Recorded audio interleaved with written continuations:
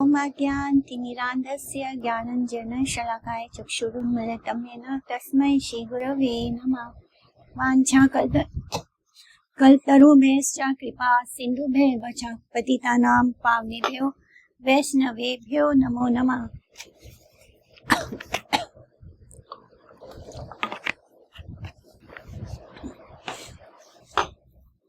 वाञ्छाकल्पतरुभ्यश्च कृपा सिन्धुभ्येव च पतितानां पावनेभ्यो वैष्णवेभ्यो नमो नमः। जय श्री कृष्ण चैतन्य प्रभु नित्यानंद श्री अद्वैत गदाधर शिवासादि गौर भक्त वृंद।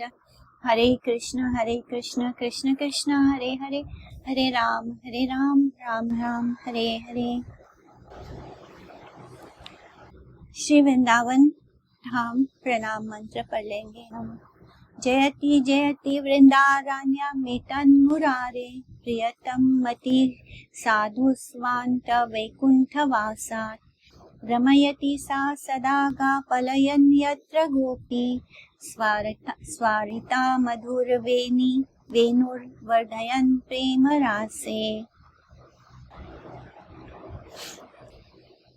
अमला कमल कांतिं नीलवस्त्रां सुकेशीं, संसर्धर संवक्त्रां खंजनाक्षी मनोज्ञां। स्तनयुगा गता मुक्ता दामदीप्तां किशोरी, व्रजपति सूत कांतां राधिकाम् आश्रयहम्। स्टार्ट करें।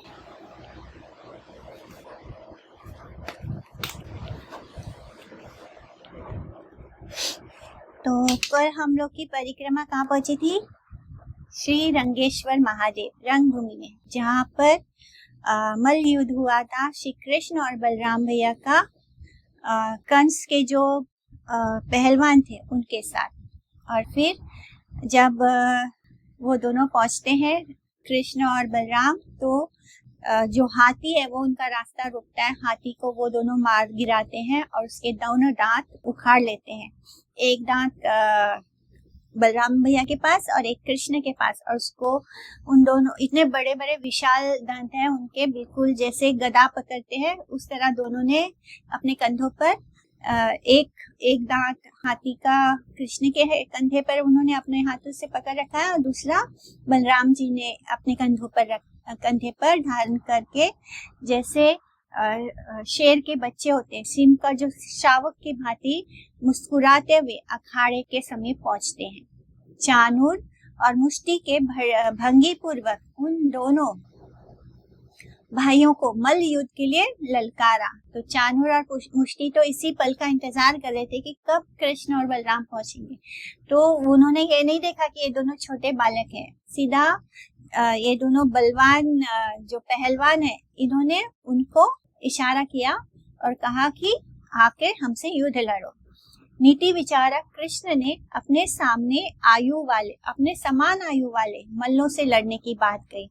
तो कृष्ण ने कहा कि क्योंकि वो दोनों छोटे हैं और बाकी जो चानूर मुष्टि ये सब तो बड़े बड़े मल्ल हैं, जो है पहलवान उनसे उम्र में बड़े हैं, इसलिए जो नियम होता है, जो नीति होती है, वो यही कहती है कि अपने बराबरी के लोगों के साथ लड़ना चाहिए, यानी अपने उम्र के जो बच्चे होंगे उनके साथ लड़ने की बात करते हैं कृष्ण।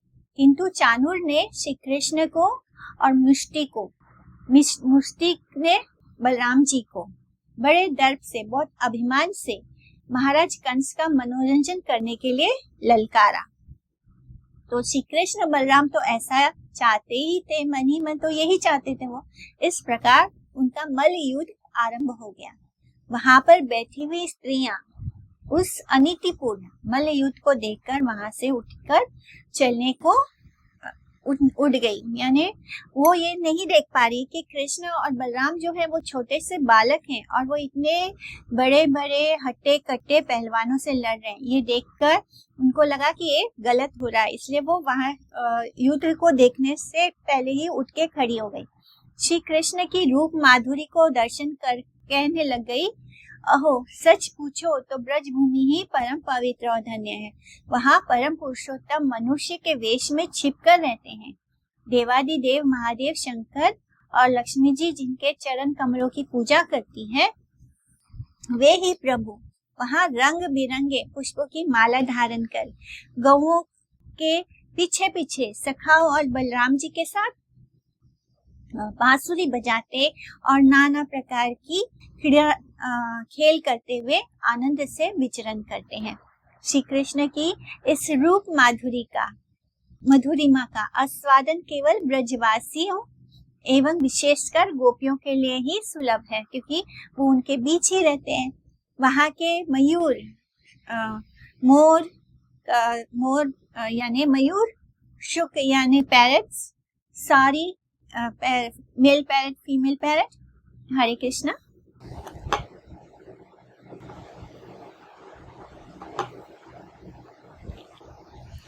तो वहाँ के जो मयूर हैं, शुक हैं, सारी हैं, गौए हैं, बछड़े हैं, नदियां हैं, सब धन्य हैं। ब्रज का तो एक एक कण धन्य है। वे स्वच्छंद रूप से श्री कृष्ण की विविध प्रकार की माधुर्यों का पान करके निहाल हो जाते हैं। अभी वे ऐसी चर्चा ही आपस में बात ही कर रहे थे कि श्री कृष्ण ने चाणूर को और बलराम जी ने मुष्टि को पछाड़ कर उनका वध कर दिया। अभी तो सिर्फ बोलना ही शुरू किया और तुरंत कृष्ण ने चाणूर को मार दिया और बलराम जी ने मुष्टि को मार दिया।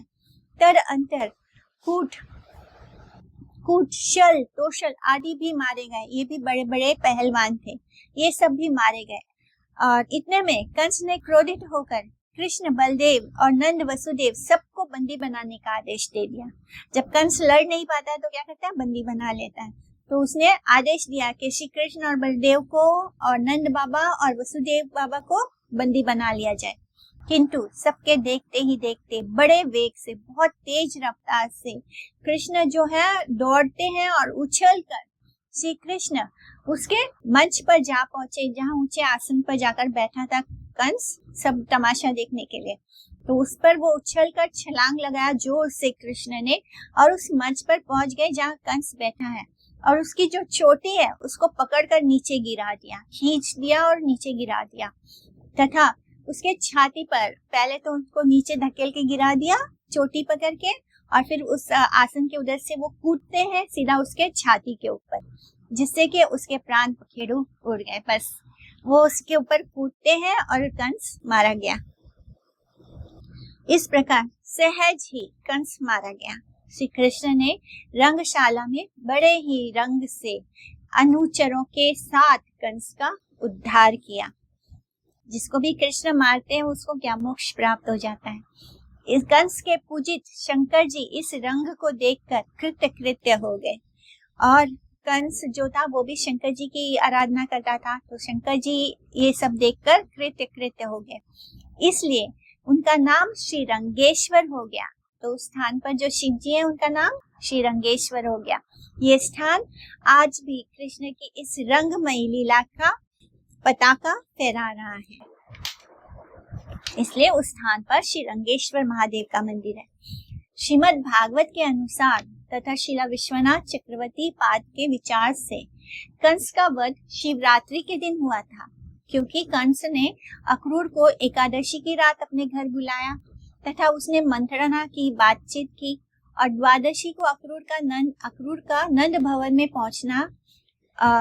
एकादशी के दिन उसने अपने घर बुलाया, कंस ने बातचीत किया अक्रूर से, फिर अपने प्लान के हिसाब से अक्रूर को रवाना कर दिया, कहाँ, नंदगांव।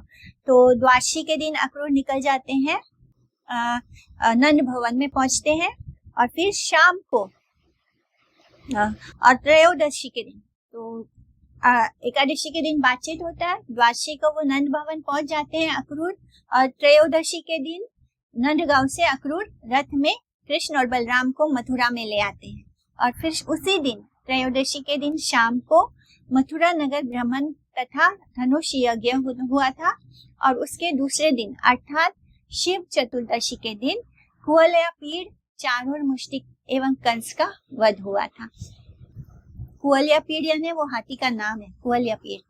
प्रतिवर्ष यहाँ पर कार्तिक माह में देवोत्थान एकादशी से एक दिन पहले शुक्ला दशमी के दिन चौबे समाज की ओर से कंस वध मेले का आयोजन किया जाता है, और उस दिन कंस की 25 से 30 फुट ऊंची मूर्ति को श्री कृष्ण के द्वारा वध प्रदर्शित होता है। जैसे हम रावण का मारते हैं, रामलीला का जब अंत होता है तो रावण को मारा जाता है, उसी तरह यहाँ पर कंस का भी ऐसा ही ऊंचा मूर्ति बनाया जाता है और उसको कृष्ण के द्वारा वध किया जाता है। उसके आगे हम बढ़ेंगे और पहुंचते हैं श्री केशव जी गौड़िया मठ। श्री रंगेश्वर महादेव और कंस टीला के पास ही परिक्रमा मार्ग पर दाहिनी ओर तथा मथुरा आगरा राजमार्ग पर बाईं ओर श्री केशव जी गौड़िया मठ वर्तमान में समय में एक प्रसिद्ध दर्शनीय स्थान है।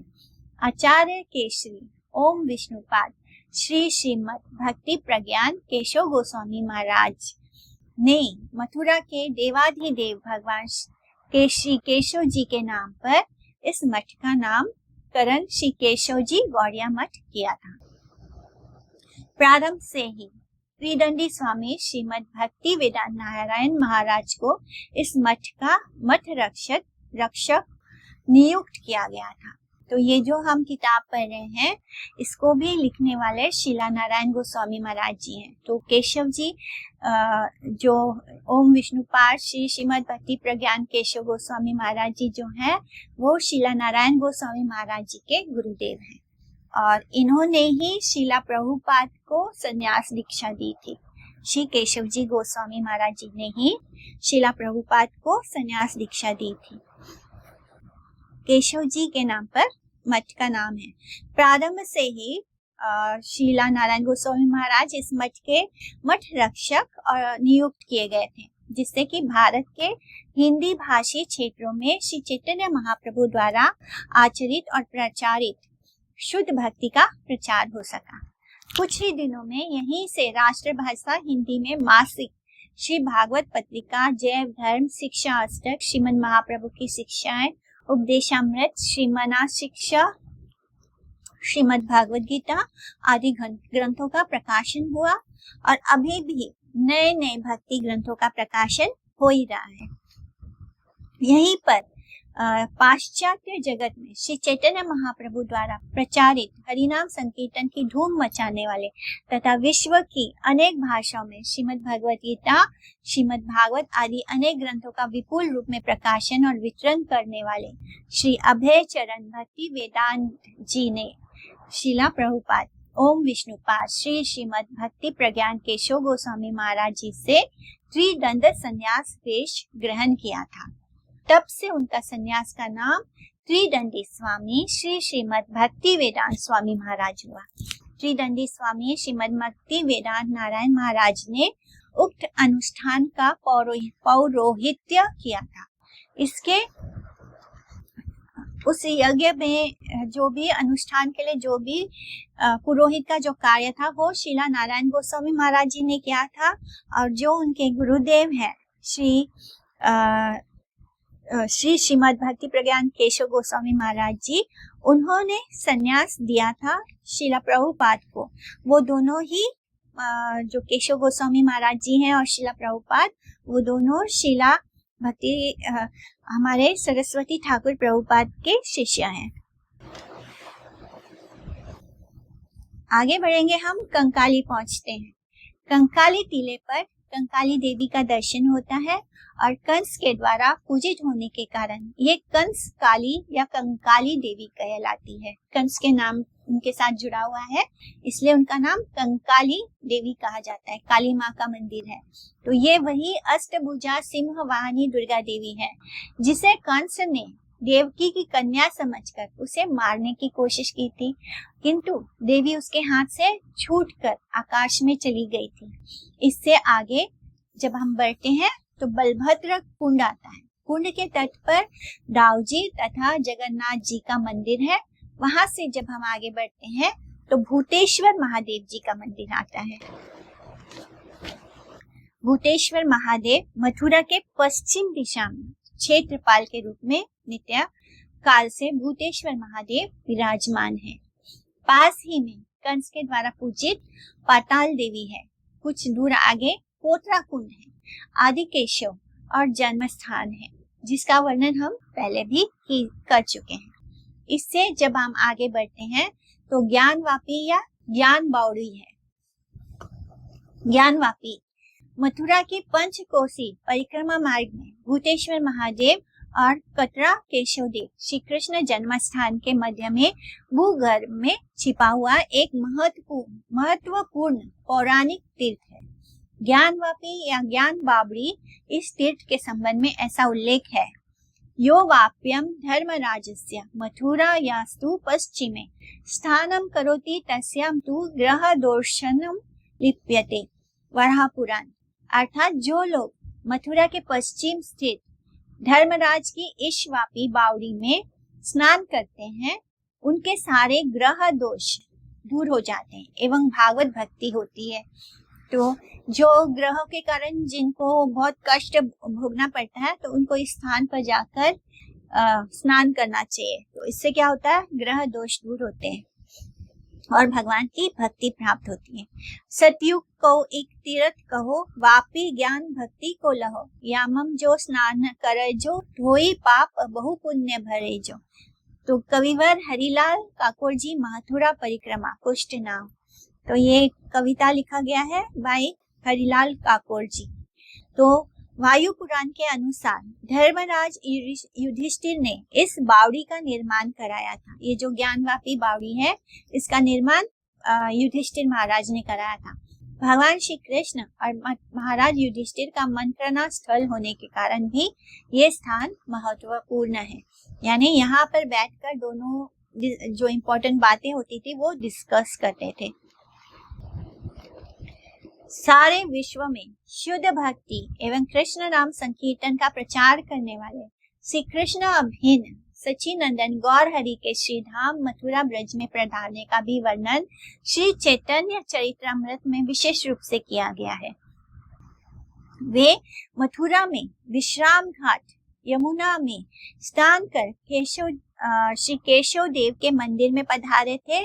विश्राम घाट से पहले स्नान किया था महाप्रभु ने, उसके बाद वहां से वो केशव देव की मंदिर में गए थे और उस समय भाव आवेश में उनको नृत्य और कीर्तन करते देखकर उनके दर्शनों के लिए हजारों लोगों की भीड़ उपस्थित हुई। उन्होंने ज्ञान बावड़ी में स्नान और आचमन किया था, इस जगह भी उन्होंने स्नान किया था। तत्पश्चात बावड़ी के निकट यानी बावड़ी के निकट स्थित एक सानोडिया ब्राह्मण वैष्णव के घर ठहरने और वहां प्रसाद पाने का उल्लेख भी चैतन्य चरित्रामृत में आता है। पौराणिक ग्रंथों में, पुस्तकों में इस स्थान से राजा भर्तहरि का संबंध होना भी पाया जाता है। यही राजा भर्तहरि समाधि भी स्थित है। तो यहाँ पे उस राजा की समाधि भी स्थित है, जो कुटिल काल की गति से कुछ परिवर्तित रूप में विद्यमान है। तो कुटिल काल की गति यानी समय के साथ कुछ परिवर्तित हो गया। बहुत सारे मुगल राजाओं ने तोड़फोड़ किया है, तो अभी जो हम देखते हैं तो वो ओरिजिनल तो नहीं है, लेकिन ओरिजिनल की जगह पर जो बनाया गया है तो काल के कारण परिवर्तित हो गया है। महाविद्या देवी, उसके बाद हम आगे बढ़ते हैं। महाविद्या देवी, इन्हें अंबिका देवी भी कहा जाता है। एक समय महाराज नंद, कृष्ण, बलदेव, यशोदा देवी और अन्य गोपों के साथ देव यात्रा के उपलक्ष्य में यही अंबिका का वन में उपस्थित हुए थे। वहां सबके साथ पवित्र सरस्वती के जल में स्नान कर पशुपति गोकर्ण महादेव की पूजा अर्चना की थी और रात में सबके साथ वहीं पर निवास किया था। तो सारे ब्रजवासी थे, नंद बाबा थे, कृष्ण, बलदेव, यशोदा मैया और अन्य गोपियां, सब वो लोग सब यहाँ विजिट करे थे, जिसको अंबिका देवी कहा गया है। ये स्थान को अंबिका देवी का मंदिर है और वहां पर उन्होंने सरस्वती में के जल में स्नान किया था, गोकर्ण महादेव की पूजा अर्चना की थी और रात्रि में सबके साथ उस जगह पे निवास भी किया था। तब क्या हुआ, उसी रात को एक विशाल अजगर ने नंद बाबा को पकड़ लिया और क्रमशः उनको निगलने ही वाला था, लगभग उनको निगल ही जाने वाला था। तभी सभी ने उन्हें बचाने की चेष्टा की, किंतु सभी असफल हो गए। उस समय नंद बाबा ने बड़े आर्त होकर बहुत ही आर्त होकर बेबस होकर भगवान मैंने अपने पुत्र कृष्ण को पुकारा बड़े आश्चर्य की बात हुई, जो ही कृष्ण ने अपने पैरों से उसे स्पर्श किया, अजगर ने अपने विशाल सर्प शरीर श्री विशाल सर्प शरीर को त्याग कर सुंदर विद्याधर के रूप में खड़े होकर श्री कृष्ण को प्रणाम किया। तो जैसे ही बहुत ही डर के मारे जब नंद बाबा कृष्ण को बुलाते हैं, कृष्ण कृष्ण कह के पुकारते हैं, तो कृष्ण क्या करते हैं, अपने चरणों से उस अजगर को स्पर्श करते हैं। और जैसे ही कृष्ण ने अपने पैरों से उनको स्पर्श किया उस अजगर को, तो क्या होता है, वो एक सुंदर विद्याधर का रूप धर लेता है। वो एक सुंदर विद्याधर के रूप में खड़े होकर भगवान को प्रणाम करता है। श्री कृष्ण के द्वारा पूछे जाने पर उसने अपना परिचय बतलाया कि पहले मैं सुदर्शन नाम का विद्याधर था। मैंने कभी विमान से विचरण करते समय अंगिरस नामक कुरूप ऋषियों को देखकर उनका उपहास किया था, और फिर जिससे उन्होंने मुझे सर्प योनि ग्रहण करने का अभिशाप दिया था। आज वही अभिशाप मेरे लिए वरदान सिद्ध हो गया। मैं आपके चरण कमलों के स्पर्श से शाप मुक्त ही नहीं वरन परम कृतार्थ हो गया। वही स्थान महाविद्या देवी के रूप में प्रसिद्ध है। उसके बाद तदअंतर सरस्वती कुंड, चामुंडा देवी और रजक वध टीला भी है।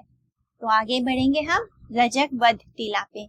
मथुरापुरी भ्रमण करते समय यहीं पर श्री कृष्ण और बलदेव जी ने एक धोबी को देखा।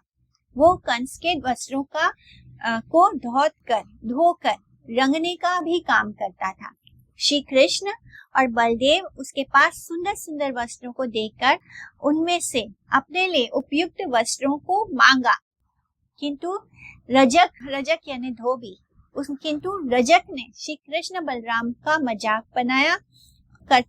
मजाक करते हुए वस्त्रों को देने के लिए मना कर दिया। वो सोचता है ये दोनों बालक है, ये उनका मजाक बनाता है वो धोबी, और फिर वस्त्र देने से मना कर देता है कृष्ण और बलराम को।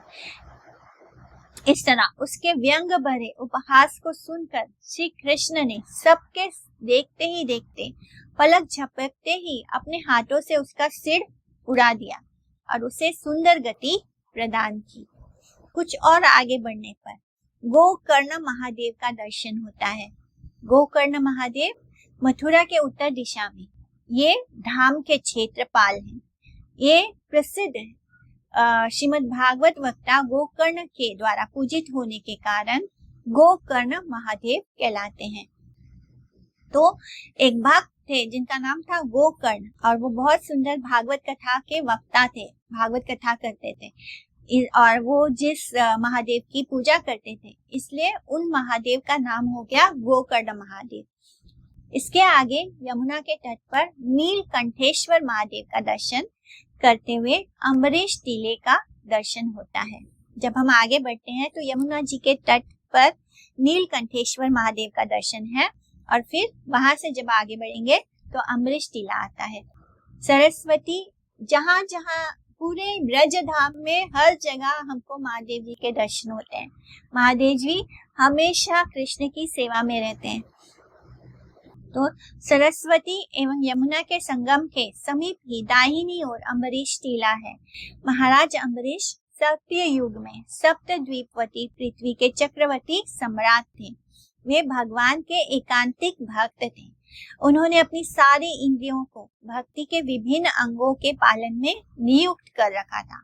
वे मन के द्वारा श्री कृष्ण की लीलाओं का चिंतन करते थे, वाणी के द्वारा भगवान का नाम कीर्तन एवं लीला कथाओं का वर्णन करते थे, हाथों के द्वारा भगवान के श्री मंदिर का मार्जन करते थे, कानों के द्वारा भगवान की कथाओं का श्रवण करते थे, नेत्रों से श्री मुकुंद के श्री मंदिरों का दर्शन करते थे, नाक से, नसिका से, घ्राण इंद्रियों से भागवत चरणों में जो अर्पित माला होती है, चंदन होता है, जो भगवान को ऑफर किया हुआ फूल होता है, निर्माल्य होता है, उसका सुगंध ग्रहण करते थे।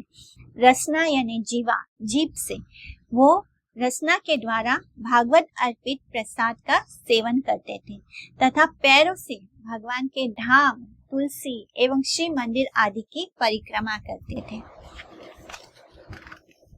तथा एकादशी आदि हरिवासर तिथियों का, जो भगवान हरि की तिथियां होती हैं वो सारी तिथियों का वो पालन भी करते। तो हम जो वैष्णव हैं हम क्या करते हैं, हम और कोई व्रत नहीं करते, हम केवल एकादशी व्रत करते हैं और वो तिथि पर व्रत करते हैं जिसमें भगवान प्रकट हुए हैं अलग अलग विभिन्न अवतारों में। तो जितने भी विष्णु तत्व हैं हम उनका भी व्रत बिल्कुल एकादशी की तरह पूर्ण व्रत करते हैं और एकादशी व्रत करते हैं, और कोई हम सोमवार, मंगलवार, बुधवार वाला व्रत नहीं करते। एक समय मथुरा में उन्होंने इस स्थान पर वास करते हुए द्वादशी व्रत का निर्जला उपवास किया एवं दूसरे दिन सूर्योदय के बाद पारण के लिए थोड़ा सा समय बचा हुआ था। उन्होंने पूजा अर्चना आदि के पश्चात जो ही भगवान को निवेदित अन्न द्वारा पारण करना चाहा, उसी समय कौन पहुंचते हैं, महर्षि दुर्वासा वहां उपस्थित हो गए। महाराज ने बहुत ही सम्मान से आदर पूर्वक उन्हें भी व्रत पारण करने के लिए निमंत्रित किया, क्योंकि वो भी वैष्णव हैं तो उनको भी तो व्रत पारण करना होगा। ये सोचकर अम्बरीश महाराज ने दुर्वासा ऋषि को भी इनवाइट किया कि आप भी आकर पारण कर लीजिए। महर्षि ने महाराज से कहा, आपका निमंत्रण स्वीकार है, किंतु मेरे अभी कुछ नित्य कृत्य बाकी हैं। जो नित्य काम है वो बाकी है अभी मेरा, तो यमुना तट पर स्नान करके अपने कृत्य समाप्त कर अभी आता हूँ। ऐसे बोल के आप प्रतीक्षा करें, आप मेरा इंतजार करो, मैं अभी यमुना तट से स्नान करके आता हूँ, जो मेरा कुछ काम बचा है, जो नित्य कार्य है वो मैं पूरा करके आता हूँ। ऐसा कहकर वो यमुना की ओर चल गए।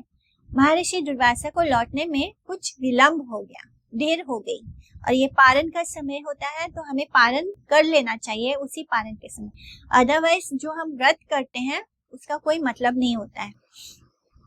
इधर पारण का समय बीता जा रहा था। महाराज अम्बरीश ने ब्राह्मणों एवं सभासदों से परामर्श किया, तो वो महाराज हैं तो उनके पास पूरा एक ग्रुप ऑफ ब्राह्मण्स होते हैं जो उनको सलाह देते हैं, मशवरा देते हैं कि ऐसी स्थिति में क्या करना चाहिए। यानी एक तो उन्होंने उनको इनवाइट किया है, मतलब एक अतिथि है, जब तक अतिथि भोजन ना करे जो घर का सदस्य होता है वो कुछ भी पा नहीं सकता, ऐसा नियम होता है गृहस्थ में। तो यहाँ पर उन्होंने इनवाइट किया है दुर्वासा ऋषि को कि वो भी साथ में बैठ के पारण करें, लेकिन अभी वो उस समय है नहीं और पारण का समय जा रहा है। तो उन्होंने अपने जो ब्राह्मण हैं उनसे परामर्श किया, उनसे काउंसिल लिया। तो उन्होंने क्या बताया, व्रत की रक्षा के लिए उनका व्रत भी ना टूटे, और जो वो एक हमारे घर अगर कोई मेहमान आए तो हम उसका भी अपमान ना हो, तो इसके लिए उन्होंने कहा कि भगवान का जो चरणामृत होता है उसका एक बूंद आप ग्रहण कर लो, क्योंकि उन्होंने निर्जला व्रत रखा था तो वो व्रत जो है वो पानी के एक बूंद से भी टूट जाता है, यानी पारण हो जाएगा एक बूंद जल से। जब महर्षि दुर्वासा लौटे तो ये जानकर बहुत क्रोधित हुए और महाराज ने उनकी प्रतीक्षा भी नहीं की और बिना प्रतीक्षा किए बिना ही व्रत का पारण किया। अब ये नहीं देख रहे हैं कि उन्होंने कुछ खाया पिया नहीं है, सिर्फ एक बूंद जल लिया है। वो अपने अहंकार में क्या सोचते हैं कि इन्होंने व्रत का पारण कर लिया और मेरा इंतजार भी नहीं किया, तो उन्होंने अपनी जटा उखाड़ लिया, अपना जटा जो बांधते हैं तो उसको गुस्से में क्रोध में उखाड़ लिया और उसी जटा में से जो बाल होता है उससे जलती हुई कृत्य राक्षिका का रूप देकर, तो ऐसे पहुंचे हुए जो होते हैं सिद्धि उनके पास होती है, तो वो अपने बाल के जटा उखाड़ा, ऐसे बाल कुछ उखाड़े और उससे उन्होंने एक राक्षसी को प्रकट कर दिया और रूप देकर अम्बरीश को भस्म करने की कोशिश की। तो महाराज अम्बरीश बहुत दीनता पूर्वक हाथ जोड़कर निर्भीक बिना डरे वहां पर खड़े रहे। वो वहां से भागने की कोशिश नहीं करते अपनी मृत्यु को सामने देख के, किंतु भक्तों के रक्षक सुदर्शन चक्र ने उसी क्षण प्रकट होकर कृत्या जो राक्षसी को उन्होंने जन्म दिया था महाराज अम्बरीश को भस्म करने के लिए, उस राक्षस को भस्म कर दिया और महर्षि की ओर लपक के, तो जो सुदर्शन चक्र है उसने वो जैसी वो राक्षसी अम्बरीश महाराज की तरफ आगे ही बढ़ने वाली थी, क्या होता है, भगवान ने अपना सुदर्शन चक्र जो है भगवान का वो प्रकट हो गया। उसने उस कृत्या नामक राक्षसी का वध कर दिया और फिर वो सीधा जो ऋषि है उनके पीछे दुर्वासा ऋषि के ऊपर लपकता है। महर्षि दुर्वासा सिर पर पैर रखकर बड़ी तेजी से भू भुआ स्वा आदि लोकों में इधर उधर प्राणों की प्राण को बचाने के लिए भागे। यानी जो हमारे 14 भुवन है उनमें वो ऊपर से लेके नीचे तक जहां जहां भाग सकते हैं वहां भाग रहे हैं। जो महाराज अम्बरीश है उनके सामने भी मृत्यु खड़ी है, लेकिन वो बिना डरे हाथ जोड़कर खड़े रहे। उनको ऐसे लगा कि हाँ मुझसे गलती हो गई। लेकिन जो ये दुर्वासा ऋषि हैं, क्योंकि इन्होंने गलत किया है इसलिए इनके मन में भय है। जब हम गलत काम करते हैं तो हमारे अंदर निडरता नहीं आती है, हम भयभीत रहते हैं हर समय हमें डर लगा रहता है। तो ये डर कब आता है, जब हम कुछ गलत किए होते हैं। जब हम कुछ गलत नहीं करते हैं तो हमारे अंदर अपने आप ही निडरता आ जाती है। तो ये डर के मारे सारे लोकों में भाग रहे हैं और ब्रह्मलोक एवं शिवलोक में भी चले गए, किंतु किसी ने भी उनकी रक्षा नहीं की। यानी कोई उनकी रक्षा करने के लिए सामर्थ्य ही नहीं है। सुदर्शन चक्र से ना ब्रह्मा जी बचा सकते हैं ना शिव जी बचा सकते हैं। सर्वत्र उन्होंने भयंकर चक्र सुदर्शन को अपना पीछा करते हुए देखा। हर जगह सुदर्शन चक्र उनका पीछा कर रहा है, चाहे वो जिस भी लोक में जा रहे हैं। अनंतर वैकुंठ लोक में नारायण के पास पहुंचकर त्राही त्राही पुकारने लग गए। त्राही त्राही रक्षा माम। भगवान श्री नारायण ने कहा, मैं भक्तों के पराधीन हूँ, मैं उनका हृदय हूँ, मैं अपने भक्तों का हृदय हूँ और वो मेरे हृदय हैं। जिन्होंने घर बार स्त्री पुत्र परिवार धन संपत्ति आदि सब कुछ छोड़कर मेरी शरण ग्रहण की है, उनको मैं भला कैसे छोड़ सकता हूँ। आप शीघ्र भक्त अम्बरीश के पास लौटकर क्षमा मांगे, उनकी प्रार्थना से ही सुदर्शन चक्र शांत हो सकता है, अदरवाइज मैं भी उसको नहीं शांत कर सकता, क्योंकि तुमने मेरे भक्त को परेशान किया है। परम भागवत अम्बरीश महाराज 1 वर्ष तक दुर्वासा के कल्याण की कामना करते हुए वही प्रतीक्षा करने में खड़े रहे।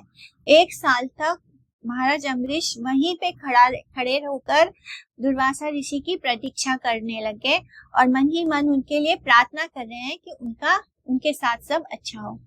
वैकुंठ से लौटकर दुर्वासा ने अस्त व्यस्त होकर महाराज अम्बरीश से अपने प्राणों की भीख मांगी और अम्बरीश जी ने प्रार्थना कर सुदर्शन चक्र को शांत किया तथा महर्षि को आदर पूर्वक विविध प्रकार के सुस्वादु अन्न व्यंजनों से संतुष्ट किया। तो जिसके लिए उन्होंने उनको इनवाइट किया था भोजन के लिए, पारण करने के लिए, उस प्रसाद को उन्होंने उसको सर्व किया। दुर्वासा जी महाराज अम्बरीश की महिमा देखकर आश्चर्यचकित हो गए। उन्होंने कहा, अहो, आज मैंने भगवान अनंत देव के भक्तों की अभूतपूर्व महिमा की उपलब्धि की है। मुझ जैसे अपराधी की भी उन्होंने सदा मंगल की ही कामना की। यह केवल भागवत भक्तों के लिए ही संभव है। यह वही स्थान है अम्बरीश टीला, भक्त अम्बरीश की महिमा का आज भी साक्षी दे रहा है। तो जब हम परिक्रमा करते हैं और परिक्रमा में जब कोई स्थान पर जाते हैं तो हर उस स्थान पर या तो भगवान के भक्त की लीला होती है या प्रभु की लीला होती है। तो उस लीला में हमें कोई शिक्षा देनी होती है भगवान को, इसलिए भगवान ऐसी लीला करते हैं अपने द्वारा या अपने भक्तों के द्वारा। पास ही यमुना के तट पर चक्र तीर्थ है, जहाँ महाराज अम्बरीश ने स्तव और स्तुतियों के द्वारा जो सुदर्शन चक्र है उसको शांत किया था।